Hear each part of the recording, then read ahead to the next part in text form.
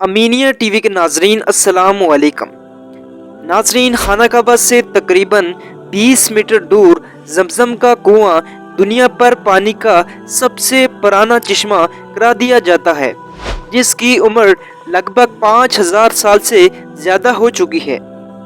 ناظرین، پانی کا یہ کنواں 30 میٹر گہرا ہے، جس میں پانی کی سطح زیادہ سے زیادہ 18.5 لیٹر اور کم سے کم 11 لیٹر بتائی جاتی ہے۔ ناظرین، زمزم سب پانیوں کا سردار اور حضرت جبرائیل علیہ السلام کا کھودا ہوا چشمہ ہے۔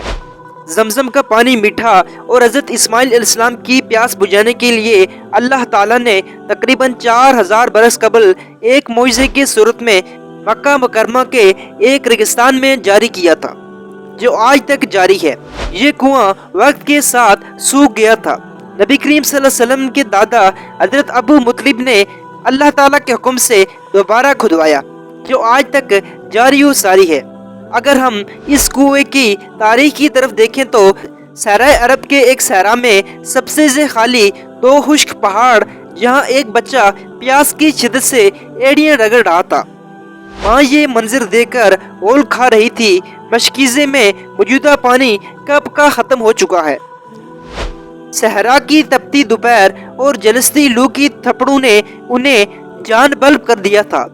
ماں اپنے بیٹے کو بلبلاتا، سسکتا اور تڑپتا نہ دیکھ سکی، اور پانی کی تلاش میں سامنے موجودہ صفا کی پہاڑ پر چڑھ گئی، لیکن پانی نہیں ملا، اور اس پہاڑ سے اتر کر تیزی سے دوسری طرف موجودہ مروہ نمی پہاڑ پر جا پہنچی۔ 3-4 چکر لگا کر ممتا کی محبت کے ہاتھوں مجبور ہو کر وہ واپس آئی، بیٹے کو پہلے کی طرح تڑپتا بلکتا دیکھ کر واپس پلٹی۔ دوبارہ وہی چکر پہاڑ سے اترتی اور تیزی سے دوسرے پہاڑ پر چڑھ جاتی۔ پانی کی تلاش میں وہ ان پہاڑوں کے ساتھ چکر لگا چکی تھی، لیکن پانی کہیں نہ ملا۔ ناظرین، سینکڑوں ماؤں سے زیادہ اپنے بندوں سے پیار کرنے والا اللہ تعالیٰ یہ منظر دیکھ رہا تھا۔ اس نے فوراً حضرت جبرائیل علیہ السلام کو وہاں بھیجا۔ آپ نے ایڑی زمین پر ماری اور زمین سے پانی کا چشمہ ابل پڑا۔ بظاہر آخری سانس لیتے حضرت اسماعیل علیہ السلام کے بیتاب ماں حضرت حاجہ علیہ السلام پانی کا چشمہ دیکھ کر خوشی سے نہال ہو گئی اور پانی کے گرد منڈیر بنا دی تاکہ پانی ادھر ادھر نہ ہو جائے۔ ناظرین، حضرت محمد صلی اللہ علیہ وسلم نے فرمایا، اگر حاجرہ اس پانی کے گرد منڈیر نہ بناتی تو آج یہ پانی ایک دریا کی شکل اختیار کر لیتا۔ اس عجیب و غریب پانی نے ماں بیٹے کو کھجور اور کھانے سے بھی بے نیاز کر دیا۔ ناظرین، ابھی چند دن بھی نہ گزرے تھے کہ بنو جرم کا ایک قافلہ وہاں سے گزرا۔ دیکھا کہ مکہ کی گھاٹیوں پر پرندے اڑ رہے ہیں۔ اس کے لیے یہ منظر حیران کن اور ناقابل یقین تھا۔ اس علاقے میں تو خاک اڑتی تھی۔ وہ حیران تھے کہ پرندے یہاں کیسے آئے ہیں۔ عرب کے ریگستانوں میں تو پرندے صرف پانی والی جگہ پر ہی نظر آتے تھے۔ اس جستجو نے انہیں اس گھاٹی کی طرف آنے پر مجبور کر دیا۔ پانی کا چشمہ اور ایک ماں بیٹے کو دیکھ کر وہ حیران رہ گئے۔ حضرت حاجرہ علیہ السلام نے انہیں سارا قصہ سنایا۔ انہوں نے حضرت حاجرہ علیہ السلام سے وہاں بسنے کی اجازت مانگی تو انہوں نے خوشی سے اجازت دے دی۔ ناظرین، سرائے عرب کا یہ بنجر اور ویران ریگستان آباد ہو گیا۔ حضرت اسماعیل علیہ السلام بڑے ہوئے تو اس قبیلے کے سردار عمر بن مقاص کی بیٹی کے ساتھ ان کی شادی کر لی۔ حضرت اسماعیل علیہ السلام کی اولاد پیدا ہوئی اور اس کو بنو بکر کہا جانے لگا۔ بنو جرہم اور بنو بکر باہمی اتفاق و اتحاد سے کئی سال تک رہے، لیکن آہستہ آہستہ ان میں اختلاف شروع ہوا، جو اس قدر بڑھ گیا کہ بنو بکر نے بنو جرہم کو علاقے سے نکال دیا۔ بنو جرہم نے اس علاقے کو چھوڑنے سے پہلے خانہ کعبہ کا سارا خزانہ، غلاف کعبہ اور قیمتی تلواریں زمزم کے کنویں میں ڈال دی اور مٹی سے کنویں کو بند کر کے زمین کو برابر کر دیا۔ آب زمزم کے ارد گرد کا علاقہ پھر ویران ہو گیا۔ حج کے دنوں میں وہ علاقہ آباد ہوتا، لیکن آب زمزم کا قصہ یاد ماضی ہی بن کر رہ جاتا۔ اس کے بعد کئی برس بیت گئے۔ 6 صدی عیسوی میں خانہ کعبہ کے نگران مطلب بن عبداللہ انتقال کر گئے۔ عبد المطلب کو حاجوں کے امور کا نگران بنا دیا گیا۔ अबू मुतलिब हाजियों को पानी पिलाते थे। इस मकसद के लिए मक्का में कई कुएं खोदे गए। ताहम नबी करीम सल्लल्लाहु अलैहि वसल्लम की विलादत से चंद साल पहले आप सल्लल्लाहु अलैहि वसल्लम के दादा अबू मुतलिब को ख्वाब में बशारत हुई। कोई कह रहा था कि तैबा को खोदो। हजरत अबू मुतलिब को मालूम नहीं था कि तैबा क्या है। अगली रात फिर ख्वाब आया, कहा गया कि बर्रा को खोदो, मगर वो बर्रा को भी नहीं जानते थे। तीसरी रात ख्वाब में कहा गया कि मजरूहा को खोदो, लेकिन ये बात भी इनके समझ में नहीं आई। चौथी मर्तबा ख्वाब में एक शख्स नजर आया और कहा जमजम को खोदो। आपने पूछा कि जमजम क्या है?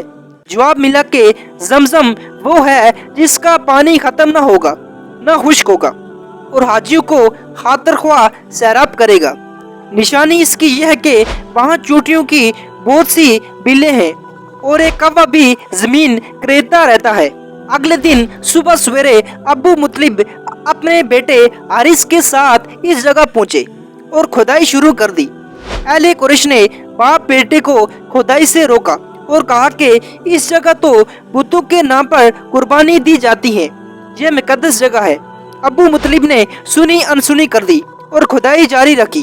अबू मुतलिब खुदाई करते और हारिस मिट्टी को उठाकर बाहर फेंकते रहे। जमजम का कुआं निकल आया और अबू मुतलिब के हाथ बेशबा खजाना लगा जो बनो जरम ने दफना दिया था। अब कुरैश की आंखें भी खुल गई। वो अबू मुतलिब के पास आए और कहने लगे, कुआं तो हमारे बाप इस्माइल का है, इस खजाने में हमारा भी तो हिस्सा बनता है। अबू मुतलिब ने साफ इनकार कर दिया। अहले कुरैश ने कहा कि शाम में रहने वाली बनो साद की कहना ही इसका फैसला कर सकते हैं। इसके बाद अबू मुतलिब ने ये बात मान ली और मुख्तलिफ कबाइल के नुमाइंदे अफराद के हमरा शाम के लिए रवाना हुए। फासला तवील था। रास्ते में मीलों पर फैले सहरा से गुजरे। सहरा में अक्सर लोगों के पास पानी खत्म हो गया। प्यास के मारे लोगों की जान निकलने लगी। जिनके पास चंद घूंट पानी था उन्होंने दूसरे को देने से इनकार कर दिया। अबू मुतलिब के साथी जिंदगी से मायूस हो गए और नौबत यहाँ तक पहुंची कि इन साथियों ने कुछ कब्रें भी खोद ली ताकि जो पहले मर जाएं इनको दूसरे दफना दें। अबू मुतलिब से इनकी हालत देखी न गई।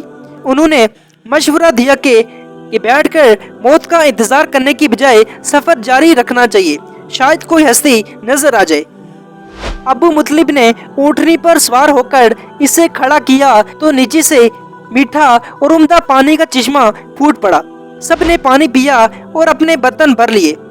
ये माजरा देखकर तमाम कबाइल के नुमाइंदे अफराद हैरान रह गए। उन्होंने कहा, अबू मुतलिब, अब हमें आगे जाने की जरूरत नहीं। कुदरत ने रास्ते में ही तुम्हारे हक में फैसला कर दिया।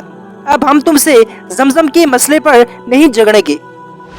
नाज़रीन, इस कुएं की अजमत तो देखिए। आब जमजम हजरत इस्माइल अलैहिस्सलाम के लिए निकाला गया था और इसकी वजह इनकी वालदा बनी।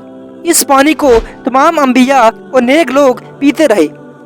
उम्मीद करता हूँ आपको इस वीडियो में बहुत सी चीज़ें जानने को मिली होगी। तब तक के लिए इजाज़त दीजिए। अल्लाह हाफिज़।